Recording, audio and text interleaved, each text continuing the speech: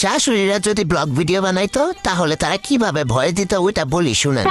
সকাল 6টায় ঘুম থেকে উঠে দেখলাম আমার বৌমা এখনো ঘুম থেকে উঠেনি। রাগে তো আমার শরীরটা জ্বলে গেল। এরপর আমি রাগ করতে করতে চলে গেলাম রান্নাঘরে। রান্নাঘরে গিয়ে কাজ কাম কিচ্ছু করলাম না, শুধু শুধু বাসনগুলোরে ধুমধাম করে ফেললাম, এখানে ওখানে আওয়াজ করলাম। তারপরও যদি দেখি নবজাতির ঘুম ভাঙে, কিন্তু ঘুমটা তার ভাঙেনি। এরপর হাতার নাম করে একটু বাইরে গেলাম। বাইরে গিয়ে যার যার সাথে আমার দেখা হলো সবাইকে বলে আসলাম যে আমার বৌমা এত বেলা হয়ে গেছে এখনো ঘুম থেকে উঠে নাই। এরপর চলে আসলাম বাড়ি এসে সোজা নিজের ঘরে গেলাম। মনে মনে ভাবলাম একটু ফোন করে সবাইকে জানিয়ে দেই যে আমার বৌমা এখনো ঘুম থেকে উঠেনি। এজন্য প্রথমে ফোন করলাম আমার মেয়েকে। সে ফোনটা ধরলো না, মনে হয় সারাদিন অনেক কাজ করে তো অনেক টায়ার্ড ছিল, এই জন্য এত সকালে ঘুম থেকে উঠতে পারে নাই।